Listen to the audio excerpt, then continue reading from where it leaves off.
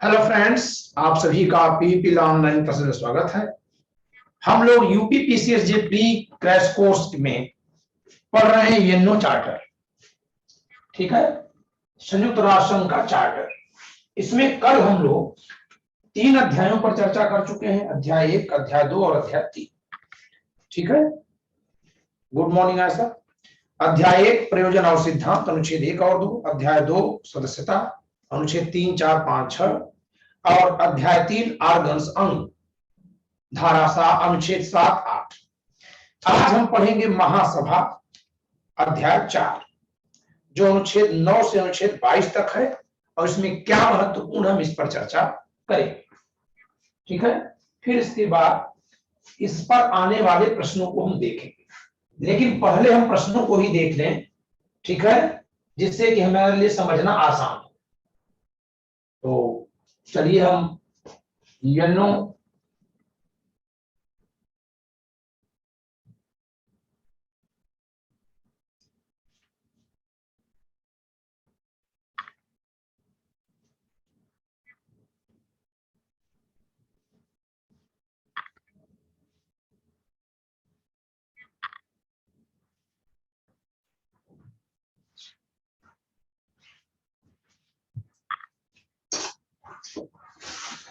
आपको याद होगा उस दिन हम लोग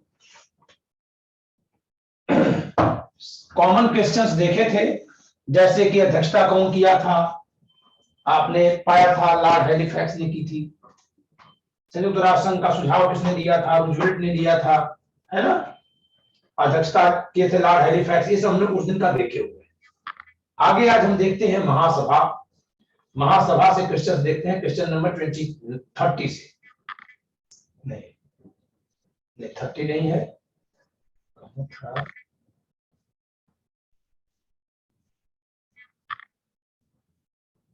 49, 51 से। जरा सा इससे जुड़े कुछ क्वेश्चन देखिए। हम लोग ये भी देखेंगे कि क्वेश्चन कब पूछा गया। संयुक्त राष्ट्र महासभा का पहला सत्र हुआ था। आप महासभा हेडिंग डाल दीजिए, नोट्स बनाते जाइए। Kindly write down general assembly. Okay, general assembly लिख लीजिए कुछ बातें। General assembly chapter 4 article 9 to 22। महासभा अध्याय 4 अनुच्छेद 9 से 22, ये लिख लीजिए। देन इसका जो क्वेश्चन है, इसी क्वेश्चन से आप नोट्स बनाते जाइए। संयुक्त राष्ट्र महासभा का पहला सत्र कब हुआ था? ठीक है, 10 जनवरी 45, 10 जनवरी 46, 10 जनवरी 47, 10 जनवरी 48, यानी 10 जनवरी को तो हुआ था, कंफर्म हो गया। 10 जनवरी को हुआ था। कब हुआ था, किस ईयर में? क्या 1945 में होगा? ऑब्वियसली मेरी समझ से नहीं होना चाहिए, क्योंकि महासभा गठित ही नहीं है। क्या 46 को होगा? हो जाना चाहिए, सबसे नियरेस्ट यही है। तो इसको देखते हैं बी। 10 जनवरी 1946 को हुआ था, यानी 24 अक्टूबर को गठन हुआ है। और 24 अक्टूबर के बाद क्या बात है, कैमरा क्यों खराब है?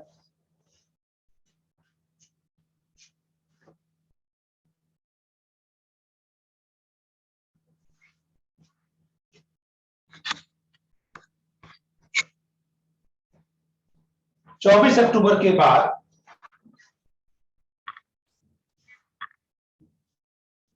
आने वाले 10 जनवरी को महासभा का सम्मेलन होगा। So first meeting of general assembly was conducted on was held on 10th जनवरी 1946। लिख लीजिएगा।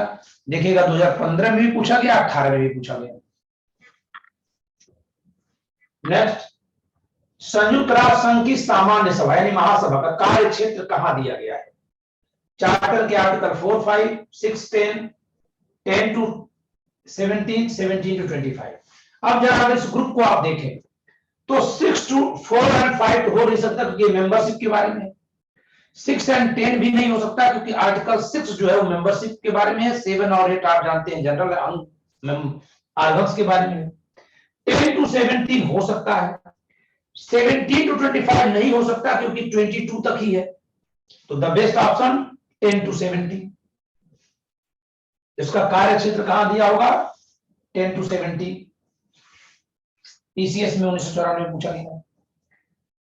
तो अब अगर इसके साथ, इसी के साथ हम लोग चार्टर भी खोल लें, तो अब आप लिख लीजिए कि महासभा का कार्य क्षेत्र, तो कार्य क्षेत्र हो जाएगा अनुच्छेद कार्य और शक्तियां, अनुच्छेद 10 से 17।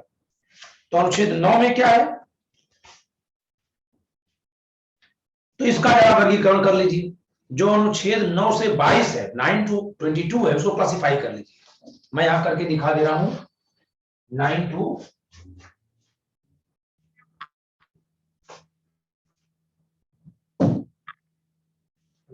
25 को हम दिखा दे रहे हैं ऐसे आपको। देखिए आर्टिकल 9 जो है गठन है, कॉन्स्टिट्यूशन ऑफ जनरल असेंबली, ठीक है, ये गठन हो गया। आर्टिकल 10 to 17 कृत्य और शक्तियां, function and power.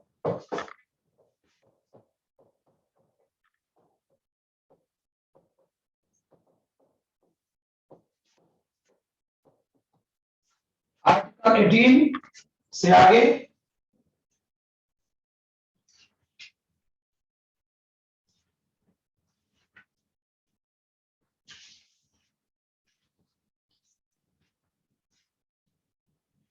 Eighteen and 19 voting,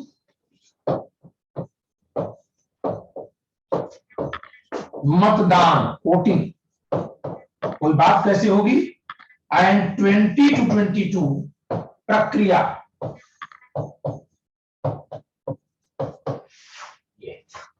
ये क्लासिफिकेशन इसका है, ठीक है। ये इसका एक क्लासिफिकेशन है। अब अगर आप इस क्लासिफिकेशन को एक बार ध्यान से देख लेंगे तो आपको बहुत कुछ समझ में आ जाएगा।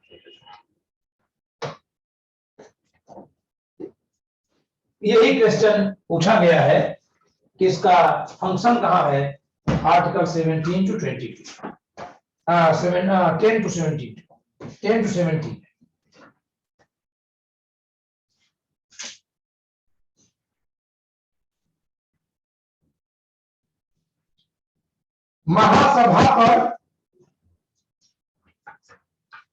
महासभा पर जो हेडिंग महासभा आप लिखे हैं उस पर एक आर्टिकल और लिख लीजिए, आर्टिकल 32 ब्रैकेट में 5। महासभा से जुड़ा एक आर्टिकल मिलता है, इंटरनेशनल कोर्ट ऑफ जस्टिस से समझ शक्ति मिलती है, अनुच्छेद 32.5। ये 32.5 किसका है, का तो नहीं, 32.5 मिलता है किसका, international court for justice of constitution. तो लिख दीजिए अनुच्छेद 32 ब्रैकेट में 5। क्या लिखेंगे उसमें, अंतरराष्ट्रीय न्यायालय का संविधान। आपको दो चीजें पढ़नी है, चार्टर और अंतरराष्ट्रीय न्यायालय का संविधान, दो बेरट पढ़ने हैं।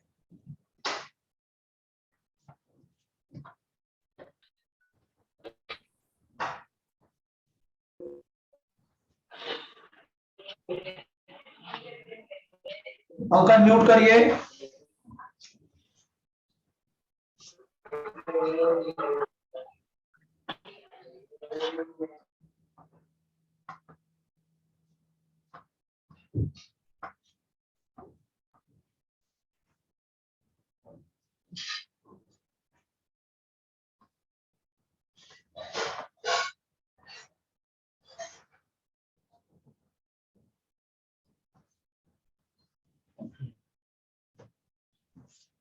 आगे चलते हैं।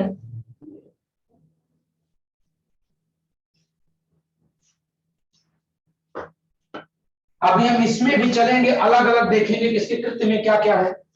आर्टिकल 10 में इसके सामान्य कृत्य है। आर्टिकल 10 में क्या है, सामान्य कृत्य, general functions.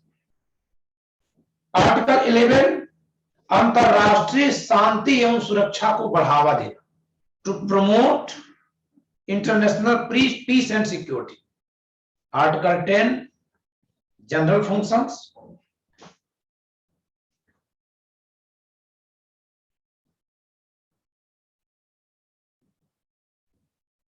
Article 11 to promote international peace and security. Article 10 बहुत महत्वपूर्ण है. Article 11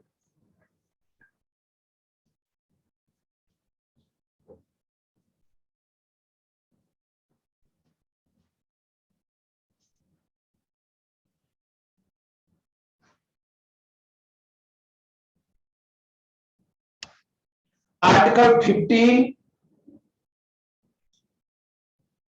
15 power to get report from Security Council. Article 15 देखिए जो महत्वपूर्ण मैं लिखवा रहा हूं, सुरक्षा परिषद से वार्षिक रिपोर्ट पाने का अधिकार है महासभा को कि आप कहां कहां एक्शन लिए, किसके खिलाफ युद्ध किए, सुरक्षा के लिए आपने क्या काम किया.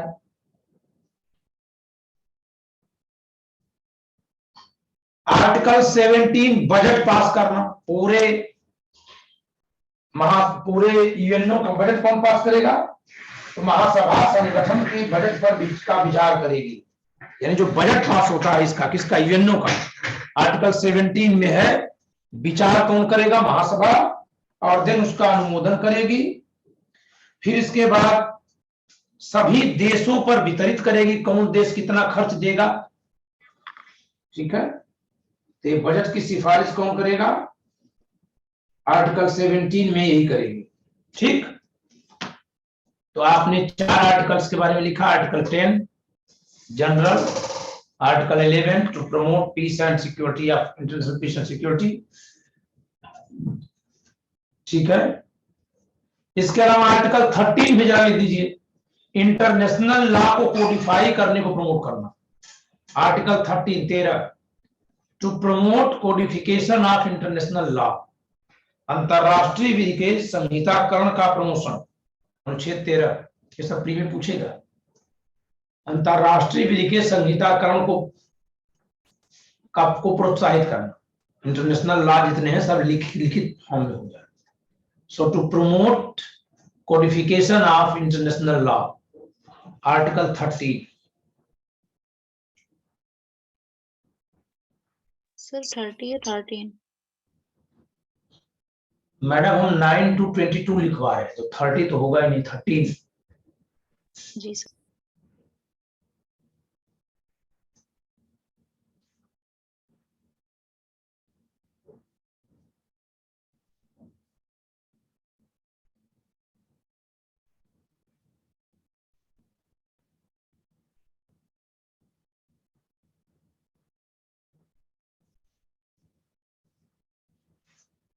अनुच्छेद 11 में आपने क्या लिखा था? शांतिपूर्ण उपाय का प्रयास करना ना, शांतिपूर्ण उपाय का को प्रोत्साहित करना. अनुच्छेद 11 लिखा था आपने. उसी में लिखेंगे सुरक्षा परिषद का खतरों की ओर ध्यान आकृष्ट कराना. सुरक्षा परिषद का ध्यान आकृष्ट कराना किधर? जिधर खतरा दिखाई दे रहा है कि देखो भाई इधर खतरा आ रहा है. ये भी अनुच्छेद 11 में ही है, 11 के खंड 4 में. महासभा सुरक्षा परिषद का ध्यान ऐसी परिस्थितियों की ओर आकृष्ट करेगी जिनके कारण अंतरराष्ट्रीय शांति और सुरक्षा संकट में पड़ सकती हो, पड़ने की संभावना हो.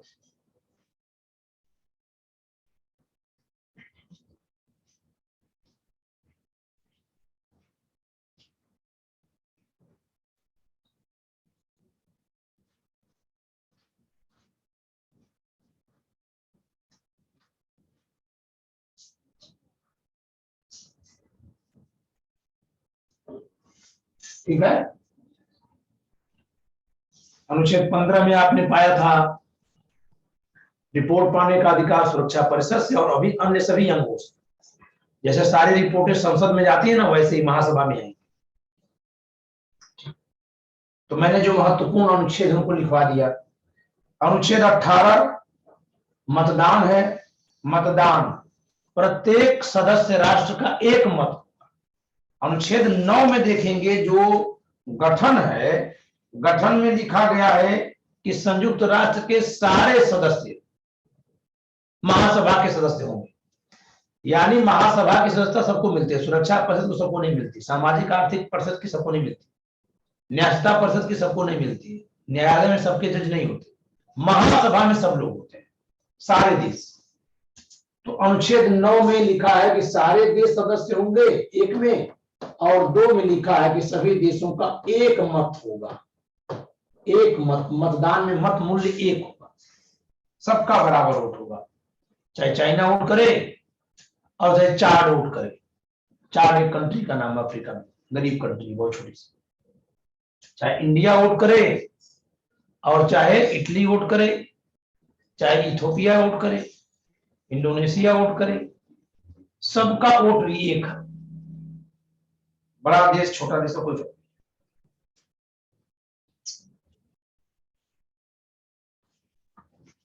अब हम फिर से चलते हैं क्वेश्चन पर।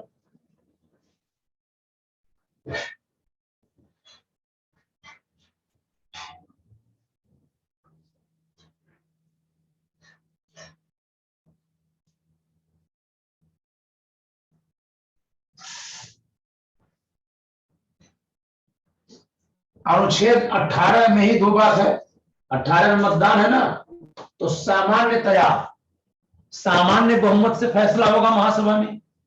विशेष प्रश्न, महत्वपूर्ण प्रश्न, विशेष नहीं महत्वपूर्ण विषयों पर जो प्रश्न है उन पर 2/3 बहुमत से होगा। अब महत्वपूर्ण विषय पे कौन कौन से हैं, तो 9 विषय महत्वपूर्ण बनाए गए, 9 विषय महत्वपूर्ण है। मैं लिख रहा हूं महासभा में मतदान, मतदान में मत मूल्य 1 है अनुच्छेद 18 में। 19 में ही ये भी लिखा हुआ है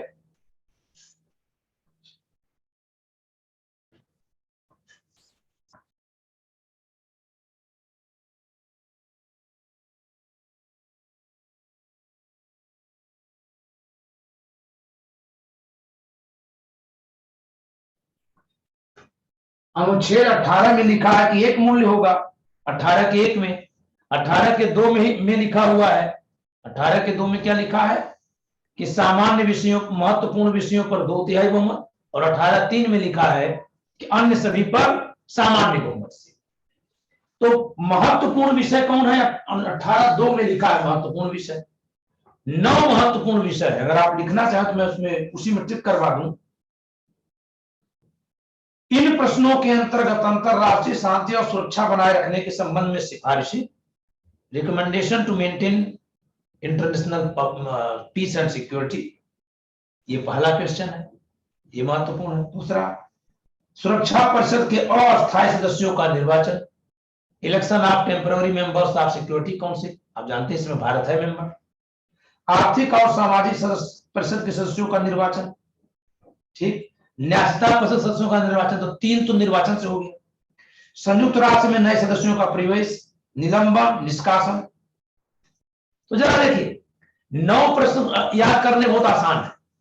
पहला तो हो गया कि सुरक्षा महासभा का काम है शांति व्यवस्था बनाए रखना, तो शांति से संबंधित जो भी प्रश्नों का महत्वपूर्ण होगा उसको 2/3 बहुमत चाहिए।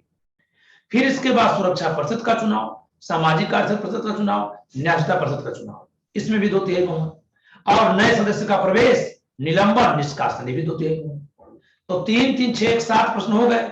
8वां बजट, तो 9 प्रश्न है ना, समझिएगा 9 प्रश्न है। 3 अंगों का चुनाव, सुरक्षा परिषद में किसी का चुनाव, सामाजिक आर्थिक परिषद में किसी सदस्य का चुनाव, और न्यायिकता परिषद में किसी सदस्य का चुनाव। ये 3 में 2/3 बहुमत चाहिए। और 3 हो गया निलंबन, प्रवेश, निलंबन, निष्कासन, तो 6 हो गए।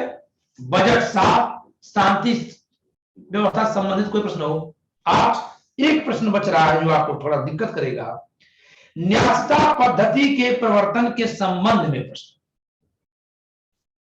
Question related to enforcement of trusteeship system, उसका वो हिस्टोरिकल है, फिर भी ये 9 प्रश्न है।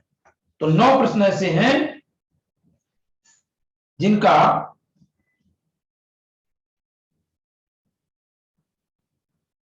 और 10वां प्रश्न है, 10वां प्रश्न ये भी है कि कोई प्रश्न इस 9 में आता है कि नहीं आता है। भाई ये कौन डिसाइड करेगा कि कोई जो क्वेश्चन है वो इस 9 विषय से जुड़ा है कि नहीं।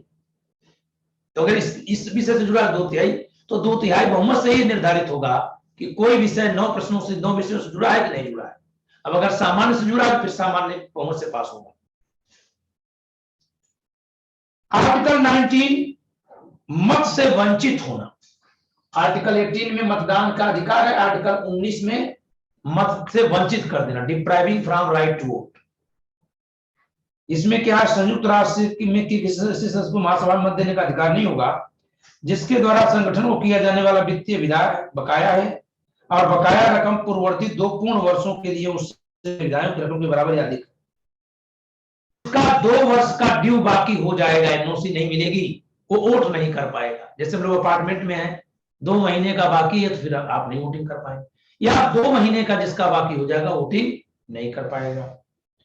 फिर भी महासभा अगर ये समझती है कि वहां कुछ अकाल है, कुछ महामारी फैली, इस नाते नहीं दे पाए तो छूट दे सकती है। ये बात अनुच्छेद 19 में है। तो 18 में मतदान का अधिकार, 19 में मत से वंचित हो। अब यहां तक हम पढ़ लिए, यहां तक जुड़े प्रश्नों का जरा उत्तर देखिए।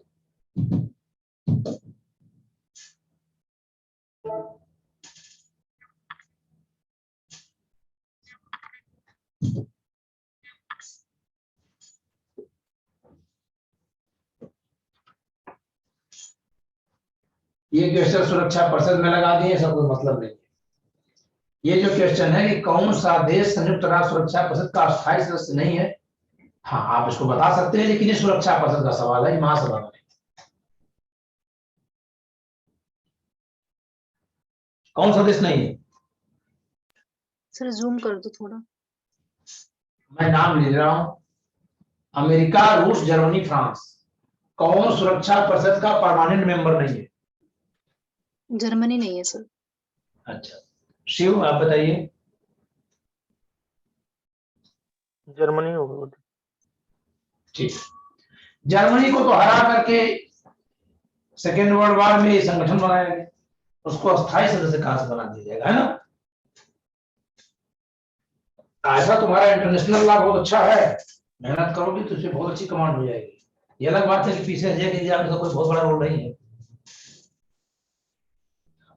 लेकिन ये जीएस को बहुत प्रभावित कर देगा आगे चल के। संयुक्त राष्ट्र के निम्नांकित अंगों में से कौन सा अंग विधायी कृत्य करता है? कौन सा अंग है जो कानून बनाता है? महासभा, सामाजिक आर्थिक परिषद, न्यास परिषद, सुरक्षा परिषद। लेजिस्लेटिव अंग कौन सा है? ये महासभा। महासभा, ठीक है। सुरक्षा परिषद जो एग्जीक्यूटिव मान लीजिए, यही सारे जो वगैरह करती है, प्रतिबंध लगाती है। आर्थिक सामाजिक परिषद एक तरह से वेलफेयर कमेटी है, और न्यायिका परिषद समझिए कि एक छोटे बच्चों की मम्मी टाइप का है, कि जो लोग अभी नहीं खड़े हो पाए उनके लिए सहायता। यही यहाँ भी है। कौन सा वैधानिक कार्यों का संपादन करता है?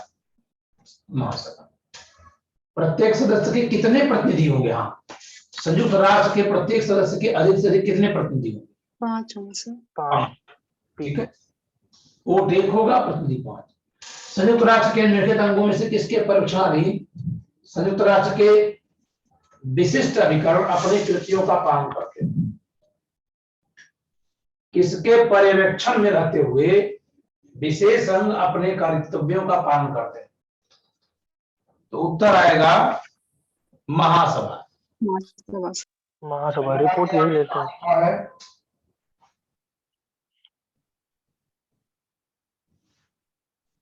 15 में लिखा था ना सर, ये रिपोर्ट सबसे लेगा, तो रिपोर्ट लेगा तो इसी के अंदर। हाँ, 15 में रिपोर्ट है।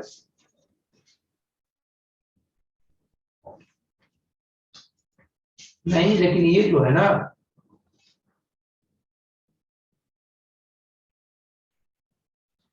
अनुच्छेद 17 में लिखा है कि महासभा अनुच्छेद 57 में निर्दिष्ट विशिष्ट अभिकरणों के साथ किए गए वित्तीय एवं बजट संबंधी व्यवस्थाओं पर विचार करेगी, उसका अनुमोदन करेगी तथा ऐसे विशिष्ट अभिकरणों के प्रशासनिक बजटों के संबंध अभिकरणों को सिफारिश करने की दृष्टि से जांच करेगी। तो एक तो ये हो गया अनुच्छेद 17 में।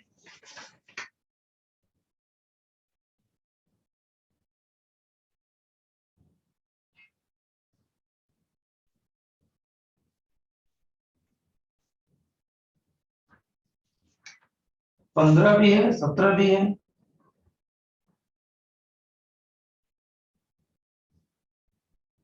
ठीक,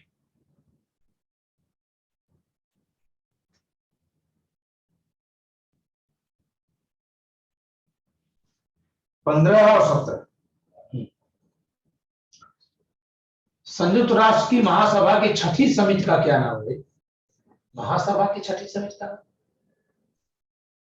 अच्छा, होगा कुछ न कुछ होगा। ये छठी समिति ही क्यों पूछा? क्योंकि वो विधिक समिति है। जी हाँ, उत्तर प्रदेश सीधे 2013 में पूछा गया है। छठी समिति पूछ रहा है।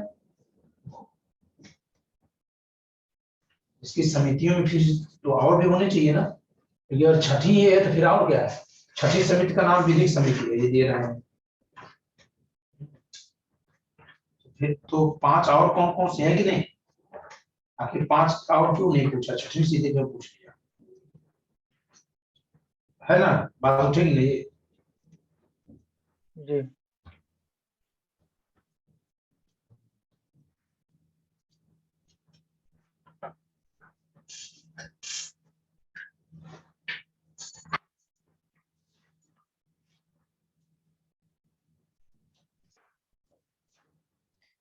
सोचिए, हमने 2004-5 में खूब पढ़ा इस किताब को। देखिए नीचे अंडरलाइन है, कितना लिखा गया है।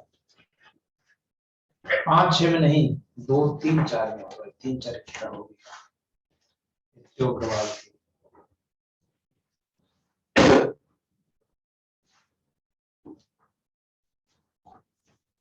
नहीं, 2007 में इसको मुखर्जी नगर से डेट लिखी है, 5 सितंबर 2007 दिल्ली।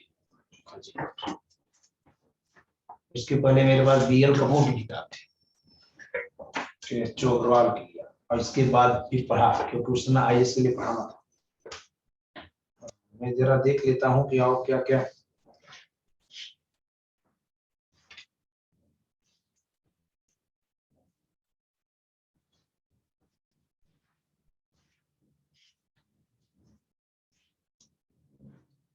हाँ, यहाँ वही समिति इसकी दिए हुए। छठी समिति का नाम विधिक समिति है। महासभा प्रत्येक सत्र के लिए अपने अध्यक्ष तथा उपाध्यक्ष का निर्वाचन करते हैं, प्रक्रिया के नियमों को स्वीकार करती है। प्रत्येक सत्र में महासभा अपनी 6 मुख्य समितियां, 6 मुख्य समितियां हैं इसकी, ठीक है, कि मध्य अधिकतर कार्य सूची को वितरित करती है। इन समितियों में प्रतिनिधित्व करने का राज्य प्रत्येक अधिकार का है, प्रत्येक राज्य का अधिकार है। शशि, आप लेट आ रहे हैं क्लास में आज, ठीक है।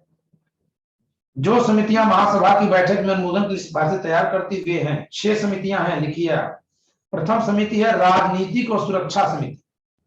राजनीतिक व सुरक्षा समिति यही है, डी वाला जो है, ये पहली समिति है, जिसका नाम है political and security committee including regulation of armaments. ठीक है, शस्त्रीकरण के नियम, निरस्त्रीकरण के, ये पहली समिति है। द्वितीय समिति है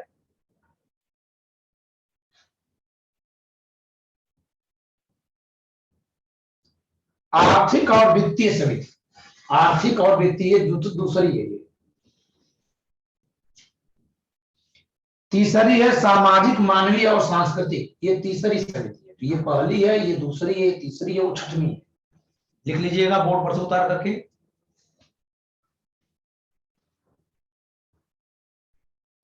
पांचवी है प्रशासन, चौथी है न्यासिता समिति। न्यासिता समिति, ट्रस्टीशिप कमेटी। फोर्थ है, फिफ्थ है एडमिनिस्ट्रेटिव एंड बजटरी कमेटी, प्रशासनिक और आय व्यय विषय, प्रशासनिक और वित्तीय।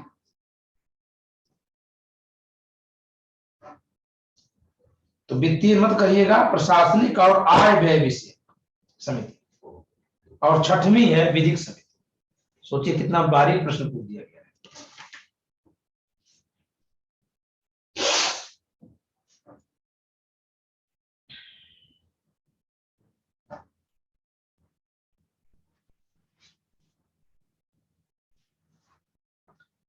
महासभा के सहायक अंग, अंग लिख लीजिए यहीं पर, महासभा के सहायक अंग।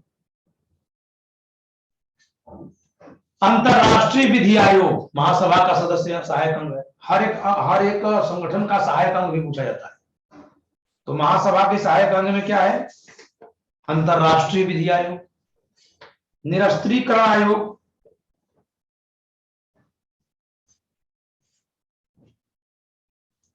अंतरराष्ट्रीय विधि आयोग इंटरनेशनल लॉ कमीशन, निशस्त्रीकरण आयोग डिसआर्मामेंट कमीशन, बाह्य अंतरिक्ष शांतिपूर्ण प्रयोग आयोग, बाह्य अंतरिक्ष यानी जो खुला हुआ अंतरिक्ष है, बाह्य अंतरिक्ष शांतिपूर्ण प्रयोग आयोग, committee on the peaceful usage of outer space,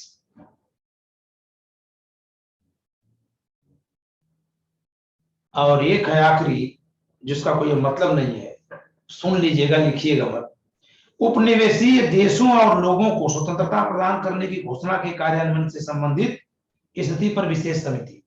जो आपको लगता है कि केवल आपके देश के नायकों की आजादी लड़ने से आजादी मिली है, तो ऐसा नहीं है।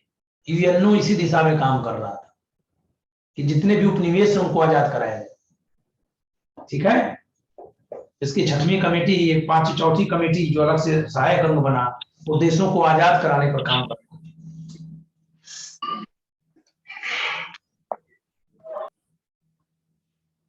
ठीक है, तो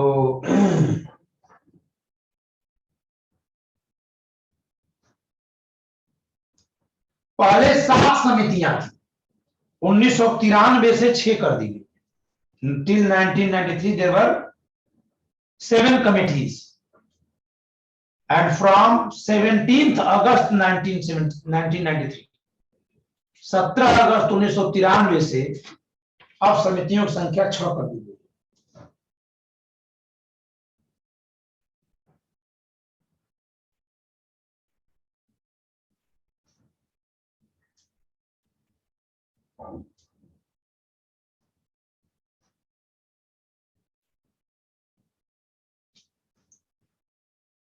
अंतरराष्ट्रीय विधि का प्रगतिशील विकास करना निम्नलिखित में से किसका काम है? महासभा, सुरक्षा परिषद, संयुक्त राष्ट्र महासचिव, अंतरराष्ट्रीय विधि आयोग। बताइए, महासभा अंतरराष्ट्रीय विधि का उत्तरोत्तर विकास करना किसका काम है? सर महासभा का ही होगा। महासभा। ठीक है, महत्वपूर्ण मामलों में महासभा किस प्रकार निर्णय करती है? महत्वपूर्ण मामलों में अभी मैंने पढ़ा दिया, 2/3 बहुमत से उपस्थित और मतदान करने वाले 2/3 से, उपस्थित सदस्यों के 2/3 बहुमत से, सभी सदस्यों के बहुमत से, सभी सदस्यों के 2/3 बहुमत से। एक है उपस्थित और मतदान करने वाले सदस्यों के 2/3 बहुमत से, एक है उपस्थित सदस्यों के बहुमत से, चाहे मतदान करें ना करें। अगला है उपस्थित सभी सदस्यों के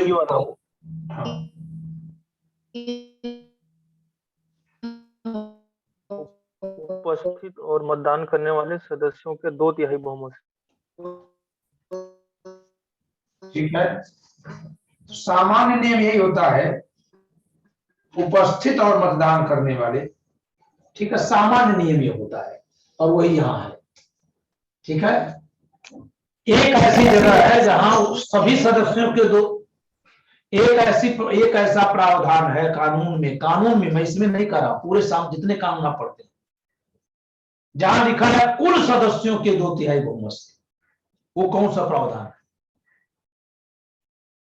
जहां सीधे लिखा है कुल सदस्यों, सभी सदस्यों के 2/3 बहुमत से, ये वाला लिखा है। जहां मैं इंटरनेशनल लॉ की बात नहीं कर रहा हूं, मैं किसी भी लॉ की बात कर रहा हूं।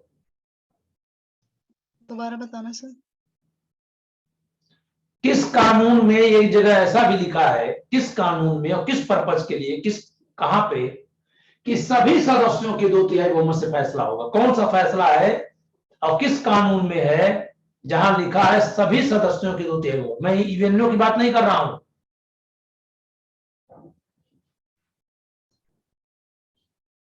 बताइए,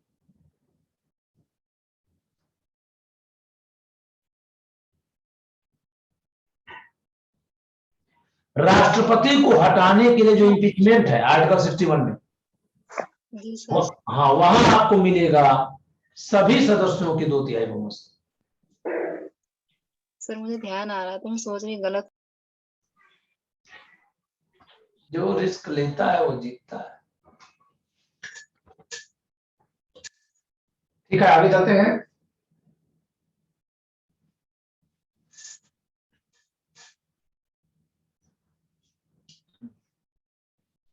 संयुक्त राष्ट्र के बजट का अनुमोदन किसके द्वारा होता है? आपको पता ही है, सुरक्षा परिषद, महासभा, महासचिव, किसके द्वारा? संयुक्त राष्ट्र संघ का बजट कौन पास करता है? महासभा। महासभा। किस आर्टिकल में? 17 में दियो। 17 में, आर्टिकल 17 में महासभा। 17 में। लिटिल असेंबली सृजित की गई है। लिटिल असेंबली सृजित की गई किसके द्वारा? सुरक्षा परिषद, महासभा, महासचिव, G8 द्वारा। Little assembly.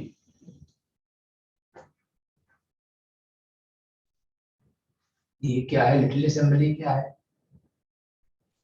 ये तो उत्तर में दे रहे हैं महासभा द्वारा, बट ये समझ में नहीं आ रहा।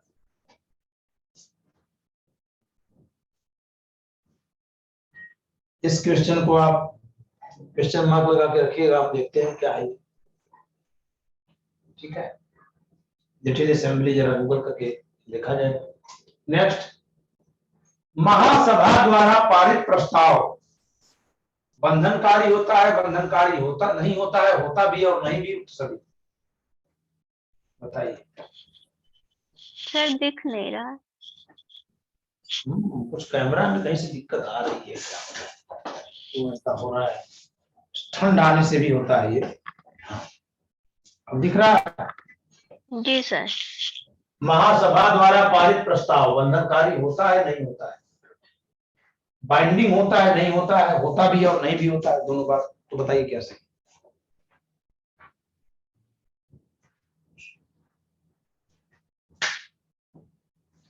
उत्तर आएगा होता भी है और नहीं भी होता है, यही आना चाहिए सी। क्योंकि कुछ पर्पजेस के लिए होता है, कुछ पर्पजेस के लिए नहीं होता है। ठीक है, अभी हम चाहें तो उसको लिखवा भी सकते हैं कि किसके लिए होता है, किसके लिए नहीं हो सकता है। तो ये बात बता भी देंगे, लिखवा भी देंगे, लेकिन उसकी कोई बहुत जरूरत आपको नहीं।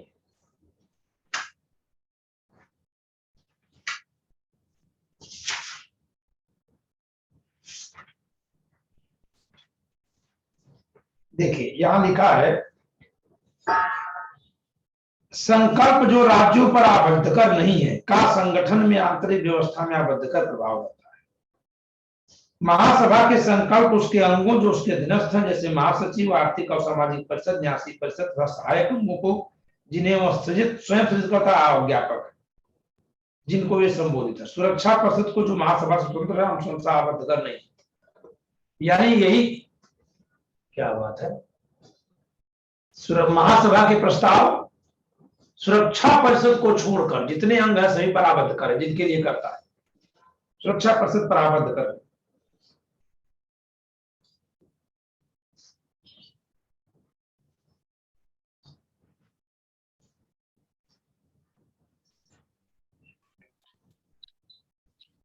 इस संबंध में यह कहा जाता है कि चार्टर ने महासभा को भी निर्माण करने को शक्ति नहीं प्रदान, इसलिए इसका निर्णय जो सिफारिशों के माध्यम से दिया जाता है अपने सदस्यों पर विधि बाध्यताओं को अंकित नहीं करता, चाहे संकल्प भारी बहुमत या स्वतंत्र संकल्प है।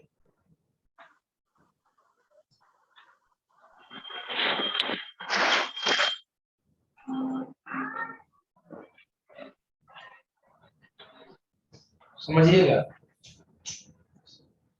3 ऐसे उसके फैसले हैं जो आबद्ध कर। विशिष्ट राज्य के सरकार की भागीदारी, विशिष्ट राज्य के सरकार की भागीदारी,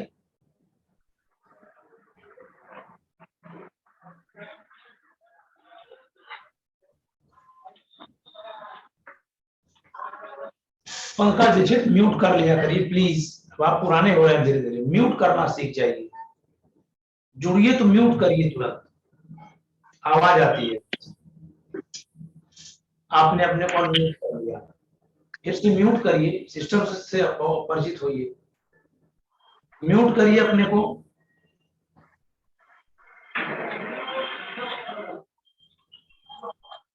देखिए नीचे की तरफ माइक्रोफोन दिया होगा, उससे म्यूट, उस पर टच कर दीजिए।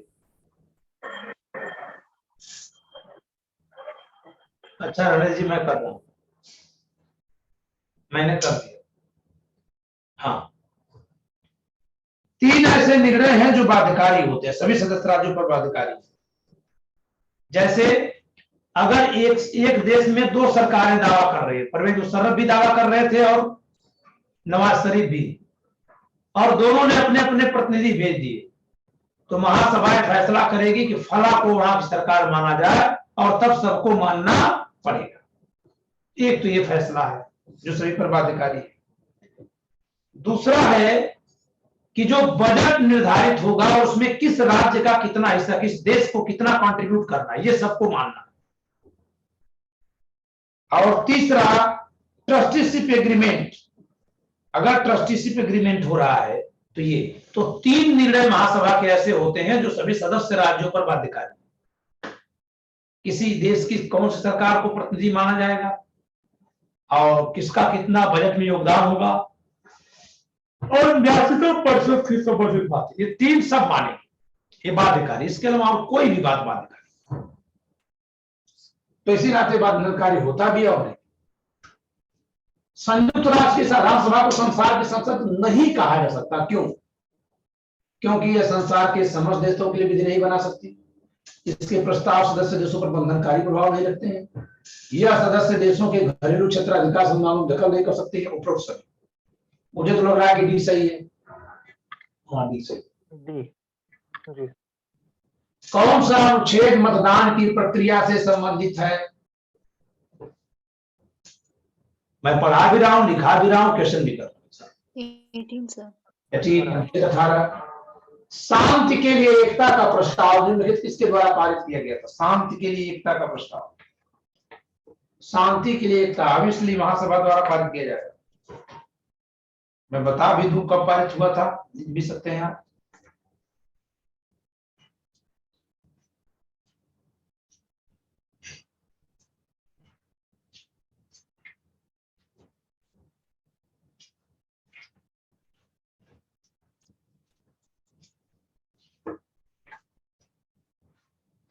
शांति के लिए एकता का प्रस्ताव 3 नवंबर 1950 को महासभा द्वारा पारित किए गए थे। अक्सर पूछा जाता है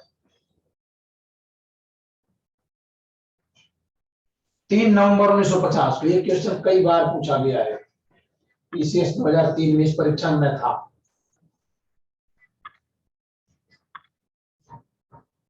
संयुक्त राष्ट्र संघ की महासभा द्वारा शांति के लिए संगठित होने का प्रस्ताव 3 नवंबर 1950 को पारित किया गया। देखिए क्वेश्चन तभी का होगा, ठीक है। ये डेट भी लिख दीजिए अगला उसी से, 3 नवंबर 1950 को कर दिया। शांति के लिए एकता का प्रस्ताव वैधता की प्रश्न को अंतर्राष्ट्रीय न्यायालय ने किस मामले में वैध बताया? संयुक्त राष्ट्र के कतिपय खर्चों के मामले में, संयुक्त राष्ट्र की सदस्य शर्तों के मामले में, सैनिक एवं सैन्य सहायता कार्यवाही के मामले में, प्रतिकर के मामले में। संयुक्त राष्ट्र के कतिपय खर्चों के मामले में, एकता पर खर्च करना है उसके उस मामले।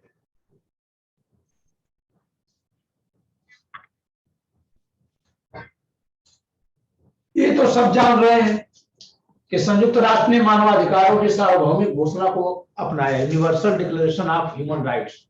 कब अडॉप्ट किया गया? 10 दिसंबर 1948। 10 दिसंबर सेलिब्रेट होता है ह्यूमन राइट डे की। तो हर एक को एक राष्ट्रीयता का अधिकार है, हर एक को राष्ट्रीयता का अधिकार है। हर कोई किसी न किसी देश का नागरिक होगा, जितने भी लोग। जिनेवा विषम है, United Nations high commissioner for refugees, European council on refugees and exile, universal declaration of human rights. देखते हैं, मुझे याद नहीं है, देखना पड़ेगा मुझे। डी लिखा हुआ है, universal declaration of human rights में है, मानवाधिकार की जो घोषणा है उसमें ये बात लिखी है कि हर एक को किसी न किसी देश का सदस्य होने का अधिकार है।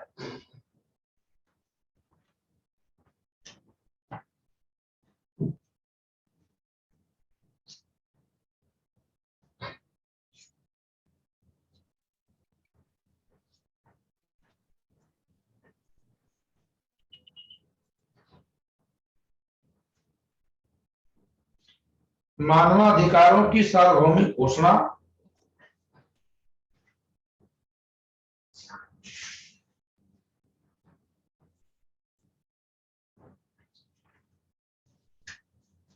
मैं इसमें बता दे रहा हूं, इसके अनुच्छेद 15 में राष्ट्रीयता का अधिकार है।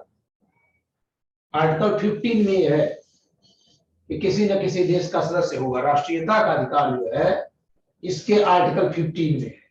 सोचिए, देखते हैं जे में आया, हाँ जे में क्वेश्चन आया 2018 में। तो आपको इंटरनेशनल ह्यूमन राइट भी पढ़ना है। ठीक है, इसकी दो ऑफिशियल भाषाएं कौन सी हैं? अंग्रेजी हिंदी, अंग्रेजी जर्मन, अंग्रेजी उर्दू, अंग्रेजी और फ्रेंच।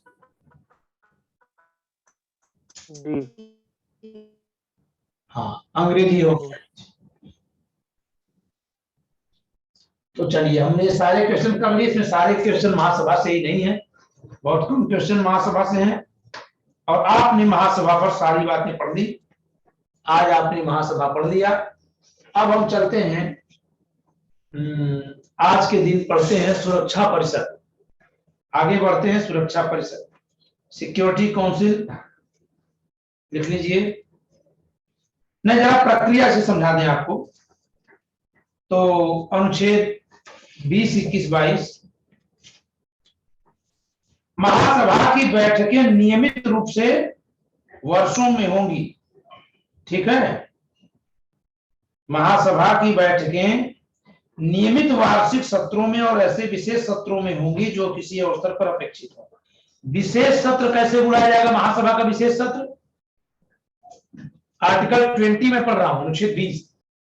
तो विशेष सत्र सुरक्षा परिषद के अनुरोध पर या संयुक्त राष्ट्र के सदस्यों के बहुमत के अनुरोध पर महासचिव द्वारा बुलाए जाएंगे।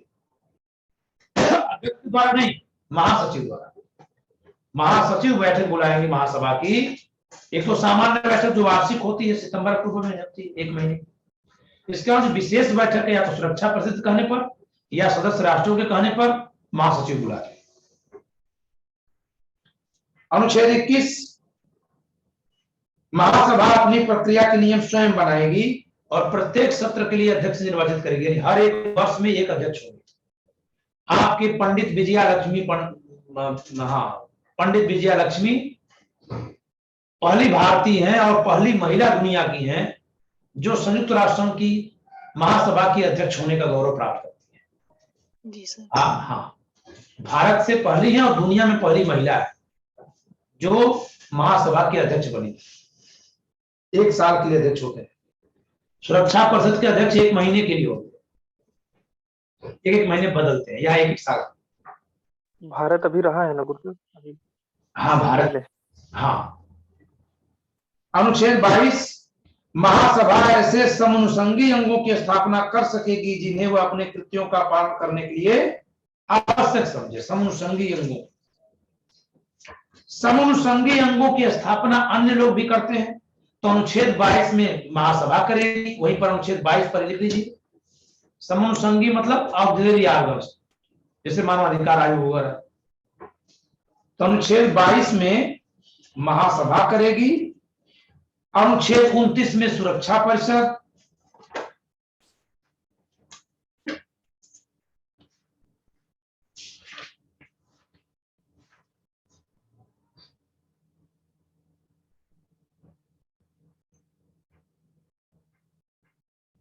अनुच्छेद 29 में सुरक्षा परिषद, अनुच्छेद 57, 57,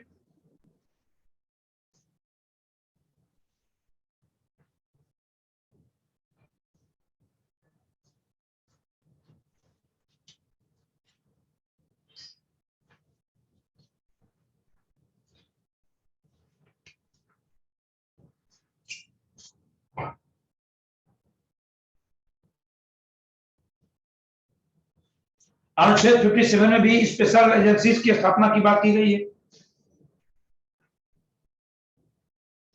और अनुच्छेद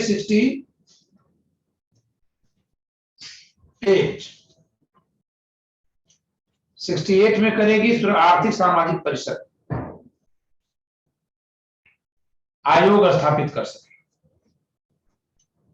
4 आर्टिकल हैं जहां समनुसंगी अंगों की स्थापना हो रही है। 22, 29, 57, 58, 68। 22, 29, 57, 68। ठीक है,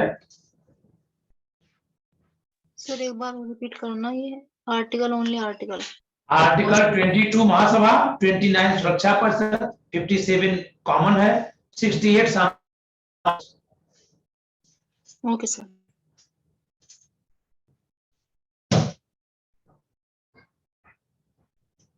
अब आता है अध्याय 5, chapter 5, security council.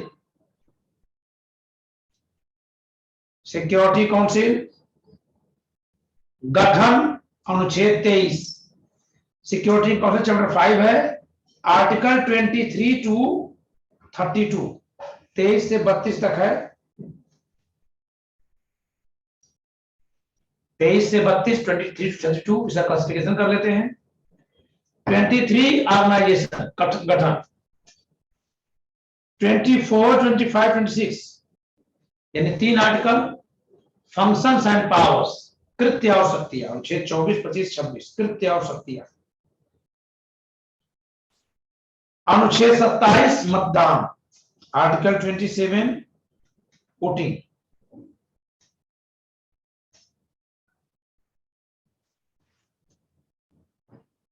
And 28 to 32 5 article जो बात के है वो प्रोसेस, प्रोसीजर, प्रक्रिया।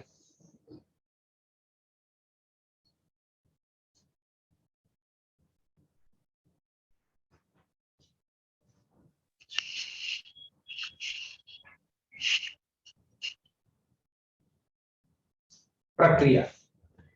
अब गठन इसका हम आर्टिकल 23 में है, आपको बता दें 15 देश हैं, 5 परमानेंट हैं। 5 कौन कौन है? अमेरिका, रूस, ब्रिटेन और फ्रांस और चाइना। जी सर। अमेरिका रूस को इंडिया कर दीजिए, ब्रिटेन फ्रांस को इंडिया कर दीजिए, चाइना को इंडिया कर दीजिए। 5 परमानेंट है। 10 देश वे हैं जिनमें से 5 का प्रति 2 वर्ष पर चुनाव होगा। प्रतिवर्ष 1 वर्ष के लिए चुना जाएगा, नहीं 2 वर्ष का चुनाव होगा, 2 वर्ष के लिए चुना जाएगा। 5 सदस्य 1 वर्ष पर रिटायर होंगे, फिर 1 वर्ष, यानी शुरू में उनको उनमें से आधा को 1 वर्ष के लिए चुना गया था, आधा को 2 वर्ष के, और फिर इसी तरह से चल रहा है। इस 10 में जो है, 10 में कैसे कैसे बंटवारा है जरा लिख लीजिए। 10 में 5 अफ्रीका और एशिया से होंगे, 5 देश जो हैं अफ्रीका और एशिया महाद्वीप से होंगे। 2 लैटिन अमेरिका और कैरिबियन से होंगे। 2 पश्चिमी यूरोप और कनाडा ऑस्ट्रेलिया से होंगे। 2 पश्चिमी यूरोप, कनाडा और ऑस्ट्रेलिया से होंगे। ऑस्ट्रेलिया, न्यूजीलैंड उधर भी आ गया। और 1 सदस्य पूर्वी यूरोप से होगा। इस तरह से चुना गया। पूर्वी यूरोप का मतलब जो आपका Romania, Bulgaria, Hungary, Belarus, Ukraine, Estonia, Lithuania, Latvia, Yugoslavia, Greece, ये सब कंट्री आती है जो पूर्व की तरफ। चेकोस्लोवाकिया, ये सब कंट्री आती है।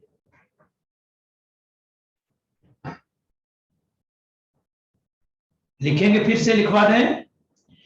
5 देश अफ्रीका और एशिया मिलाकर होंगे, 5, 2 कॉन्टिनेंट्स। फिर इसके बाद 5 बचे, 5 जो है 2 लैटिन अमेरिका एंड कैरिबियन हो गए। कैरिबियन में ही मैक्सिको भी आ गया, तो मैक्सिको और वेस्ट इंडीज, और इसके अलावा नीचे का।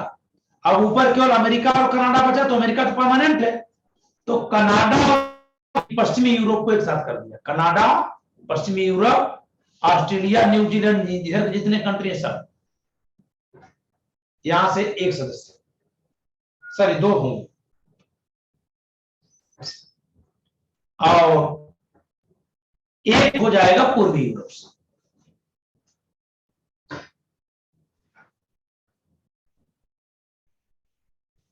प्रत्येक सदस्य का 1 प्रतिनिधि होगा। ठीक है,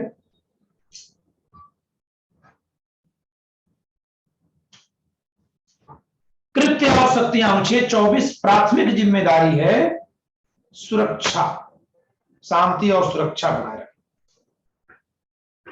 प्राथमिक जिम्मेदारी।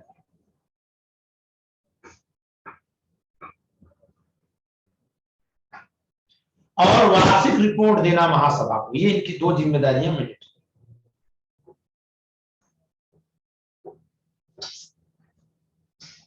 अनुच्छेद 25 में इसकी शक्तियां हैं कि सुरक्षा परिषद की सिफारिशों को पूरी दुनिया मानेगी,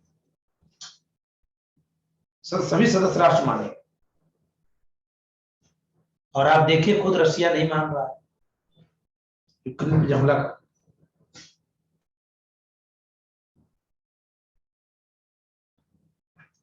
अब जरा प्रक्रिया वाले कुछ अनुच्छेद पर लिख लें।